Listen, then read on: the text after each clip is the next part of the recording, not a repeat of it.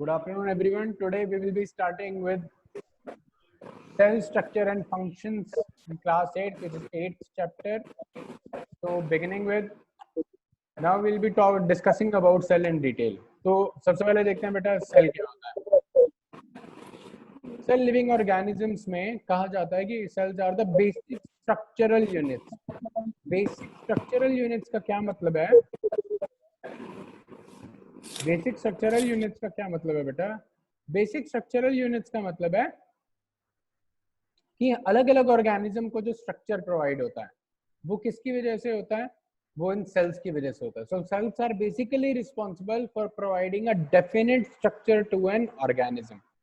ठीक है, जैसे अब हम एग्जांपल ले ब्रिक्स का. हम देखते हैं जब भी घर की कंस्ट्रक्शंस करते हैं तो हम लोग घर की कंस्ट्रक्शंस के दौरान क्या यूज करते हैं? We use bricks. तो हम लोग ये इस तरह से ब्रिक्स अरेंज करते रहते हैं. ठीक है, तो इससे क्या मिलता है? हमारे घर को एक स्ट्रक्चर मिलता है. तो ये जो स्ट्रक्चर हम ये तो अगर ये घर बन रहा है और इसको जो स्ट्रक्चर मिला, ये स्ट्रक्चर किसकी वजह से मिला? This structure, they received this structure और they were able to have this structure because of what? Because of bricks. So our house has a definite structure because of bricks. ठीक है, तो जब हमारे हाउस को डिफरेंस के because of BRICS मिला तो हम ये कह सकते हैं कि हाउस के लिए जो अगर स्ट्रक्चरल यूनिट्स है वो क्या होंगी? Bricks. So bricks are serving as are structural units for house. ठीक है, तो सेम वे जब हम ह्यूमन ऑर्गेनिजम्स की बात करते हैं तो हम ऑर्गेनिजम्स के लिए हम देखते हैं कि ऑर्गेनिजम्स को डेफिनेट स्ट्रक्चर किसकी वजह से मिल रहा है? That is because of cells only. So cells are responsible for the structure of an organism. तो जो भी शेप है हमारी बॉडी के, अलग अलग ऑर्गेनिजम्स के अलग अलग स्ट्रक्चर, अलग अलग shape, it is all because of the arrangement of cells in their respective bodies. ठीक है, तो इसलिए हमने नेक्स्ट पॉइंट में अगर हम डिस्कस कर रहे हैं तो हमने क्या बोला कि we can actually compare these cells with bricks. Bricks are assembled to make a building. Similarly, cells are assembled to make the body of every organism. So all the organisms that walk on earth, they have the structure because of arrangement of cells in their bodies. ठीक है जी, तो इसलिए इसको हम basic structural और functional unit of life भी बोलते हैं. स्ट्रक्चरल तो हमें समझ में आ गया because it is providing a definite structure. So why do we call it functional also? The reason being functional is ये बहुत सारे functions perform करता है सेल. उनके बारे में हम थोड़ा सा आगे डिटेल में देखेंगे. ठीक है, और हर ऑर्गेनिज्म सेल से मिलके बना है. सेल के अंदर और भी बहुत सारी चीजें होती हैं जैसे जिनको हम सब सेल्यूलर स्ट्रक्चर बोलते हैं, जैसे कि सेल ऑर्गेनल्स, फिर प्लाज्मा मेम्ब्रेन, न्यूक्लियस, इसके अलावा और भी बहुत सारी चीजें हैं. ठीक है, माइटोकॉन्ड्रिया वगैरह वगैरह. अंडरस्टूड. तो साइज ऑफ सेल की बात करें अगर हम, तो size of cell is 1 to 100 micrometres. तो every cell is different from other cell. ठीक है, cells of one organ are actually different from other organism and there are some organisms that are entirely made up of just one cell, और उनको हम क्या बोलते हैं? Unicellular organisms. Then there are organisms like us, humans, advanced organisms that are made from different types of cells. These different types of cells, they combine to form different types of tissues. These different types of tissues then combine to form different types of organs. Then all these organs, they combine to form different type of organ systems. And all these organ systems combinedly they form an organism. So we are very, I'll say, we are very complex structure. Understood?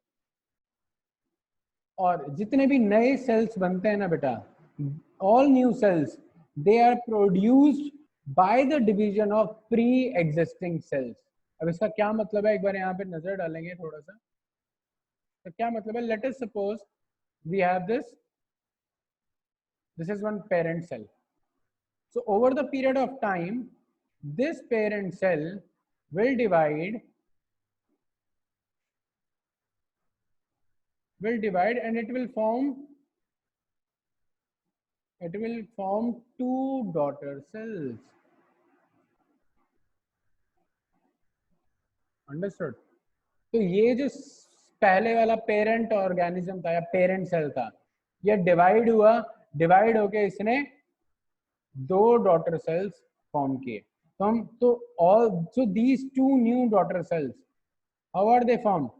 They are derived from the pre-existing cell. They are derived from so new cells are derived from parent cell, or we can also say pre-existing cells. तो पुराने वाले cell के अंदर cellular division हुआ बेटा, उसके बाद ये दो नए सेल्स प्रोड्यूस हुए, तो इसलिए हमें कहते हैं कि cells are produce by division of pre existing cell.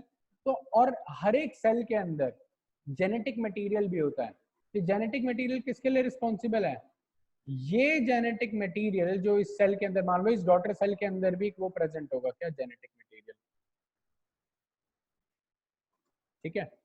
और ये जो पेरेंट सेल था, इस पेरेंट सेल के अंदर भी क्या प्रेजेंट है? इस पेरेंट सेल के अंदर भी प्रेजेंट है बेटा हमारा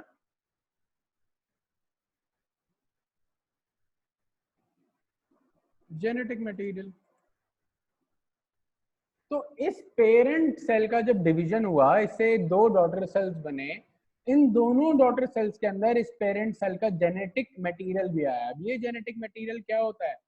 जो इस पूरे सेल की कंपोजिशन के बारे में, इसके फीचर्स के बारे में, यानी उसकी हेरिडिटरी इंफॉर्मेशन पास करता है नेक्स्ट जनरेशन को. So this is the previous generation. So this here is a previous generation, and these two what we are looking at, these are next generation or the new generation. So these new generation, they have information from the pre-existing cell or the previous generation because of this genetic material that is transferred from this generation to this generator. और ये क्यों हुआ? Because of, and this is the process that is required for this information to be transferred from one generation to next generation is reproduction. So this is reproduction. Reproduction process की वजह से ये genetic material हम एक generation से दूसरी generation में पास कर पाते हैं. फिर से देखो एक बार, जो फंक्शनल यूनिट ऑफ लाइफ है वो किसकी वजह से है? दैट सेल हमारा जो स्ट्रक्चरल यूनिट होता है वो इसलिए क्योंकि स्ट्रक्चर दे रहा है. फंक्शनल यूनिट क्यों? क्योंकि वो बॉडी में या सेल खुद के लिए अलग अलग फंक्शंस परफॉर्म करते हैं.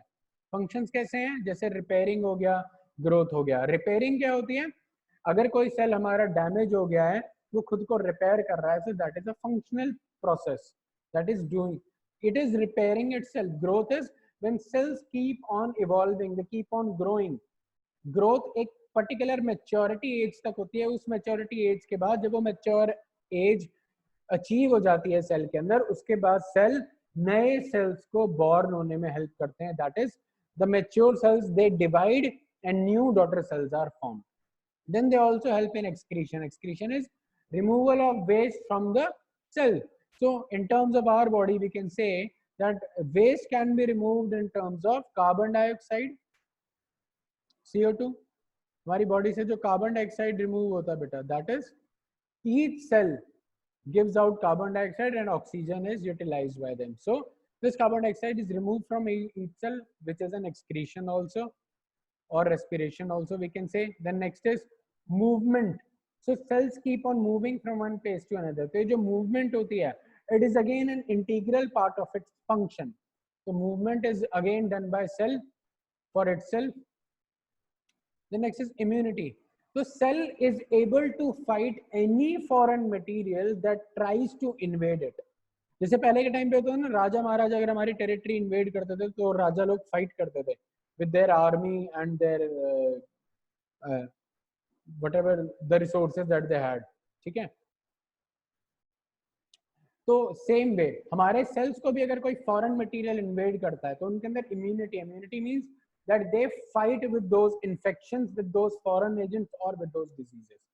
Next is communication. So information is passed from one cell to another by this function. The function is communication, and digestion is it actually digests, and the nutrition is required by cell to perform all these functions, and the waste is removed from the cell because of excretion.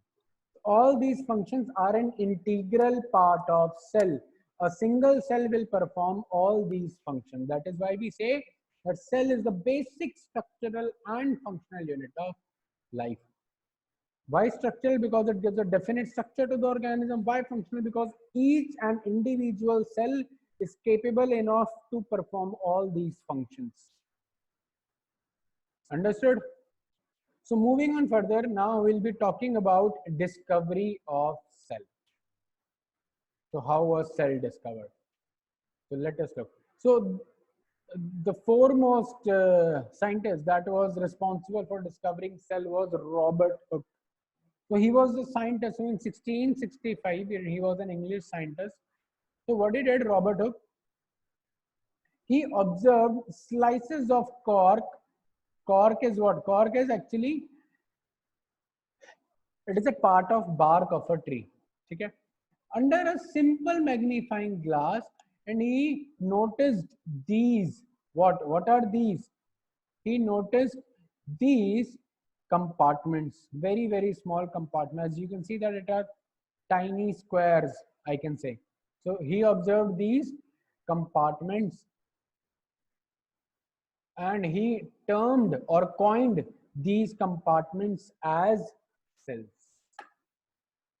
Okay, so he took the bark of the tree, he took it under a simple magnifying device. This was the type of the magnifying device which was used by Robert Hooke in 1665. And when he observed, he found that there is a honeycomb structure. Honeycomb structure is, जैसा मधुमक्खी का छत्ता हमने देखा है ना, उसको honeycomb structure बोलते हैं. तो उसके अंदर छोटे छोटे tiny holes होते हैं. तो उसी तरह का उसको छत्ता ऑब्जर्व किया उसने simple magnifying device में, and he coined each of these as cells. So basically, what is a cell in English? For English people, cell is a very small prison wherein the prison inmates are kept. तो जितने भी ये होते हैं जो हमारे मुजरिम होते हैं बेटा, इनको हम जेल में रखते हैं, तो जेलों को इंग्लिश में सेल बोला जाता है. तो उसको उन्होंने सेम ऑब्जर्वेशन किया, उनको लगा कितने सिंपल और कितने स्मॉल स्ट्रक्चर्स हैं, इसलिए उन्होंने उसका नाम भी सेल रख दिया, जस्ट लाइक प्रिजन सेल्स.